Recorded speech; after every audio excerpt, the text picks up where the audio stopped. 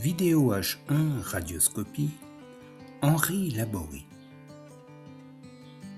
Un conflit se met en place lorsqu'il n'y a pas de récompense ou de satisfaction retirée d'une situation d'opposition. Souvenez-vous, nous vous résumions notre conflit dans l'épisode sur le conflit justement. Une crise, un fait générateur, une incompréhension, une attaque, une intrigue masquée, un désaccord et un passage à l'acte violent. Bref, une histoire, sa mise en scène et enfin la résolution ou sa tentative de résolution. Il y a 3 formes de résolution d'un conflit. Nous reprenons dans cette partie les bases d'une étude d'Henri Laborie, adaptée à notre football. La première forme de résolution d'une tension est la violence. La deuxième est l'inhibition de l'action. La troisième est la fuite. Prenons une image. Vous avez dans un lieu fermé, symbolisant un cadre, qu'il soit familial, professionnel, social, 2 individus qui se trouvent en concurrence pour un objet à acquérir. Ici, le ballon ou la victoire, ou en poussant plus loin, l'image de soi. Le conflit est latent car il n'y a qu'un objet, et c'est là tout le problème. C'est ici que s'amorcent les issues par la violence, la soumission ou la fuite. Dans cette cage symbolique, un mouvement issu de l'apprentissage relationnel est le désir de posséder ce que l'autre a. Nous sommes davantage dans le désir d'avoir que dans le désir d'être.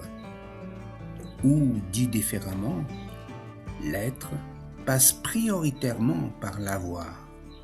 Comme si avoir quelque chose, un bien, une valeur sociale, ouvrait une porte essentielle sur l'être. Je suis parce que je possède. Et si l'autre a envie de ce que je possède, je deviens alors quelqu'un de désirable. L'autre aimerait être moi, donc je suis quelqu'un. Mais si l'autre demeure inaccessible ou que je ne peux acquérir l'objet que je désire, la frustration prend la place et avec elle, un cortège de tensions qu'il va falloir évacuer. Dans notre exemple, l'objet en question va être le ballon. Avec ce ballon, l'idée de maîtrise et puis loin de domination sur l'adversaire et enfin de gloire pour peu que l'action se termine par un but. Mais dans ce bout de pré, il y a face à lui un adversaire qui convoite le même objet. Imaginez dans notre image cette opposition. Un affrontement où l'un des deux va avoir l'avantage sur l'autre par la force, la ruse, les aptitudes techniques, la vitesse, mais aussi parfois les coups bas. Nos 2 joueurs sont contraints de cohabiter malgré eux et de trouver des solutions.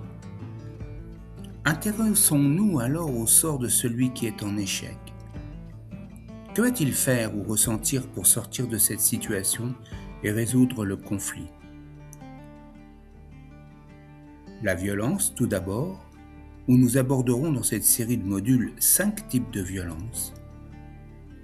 La violence physique, la violence orale, la violence psychologique, la violence sexuelle et la violence institutionnelle. Puis nous aborderons une nouvelle série, celle de l'inhibition de l'action. Là, nous aborderons 4 types de comportements. Ce sont l'inhibition, la dépression, la soumission et l'isolement. Puis enfin, la fuite. La fuite avec 2 types de comportements, l'un positif et l'autre, malheureusement, négatif. Soit 11 orientations que nous allons aborder en les détaillant dans les épisodes suivants. Mais peut-être en voyez-vous d'autres ? Et vous, qu'en pensez foot ?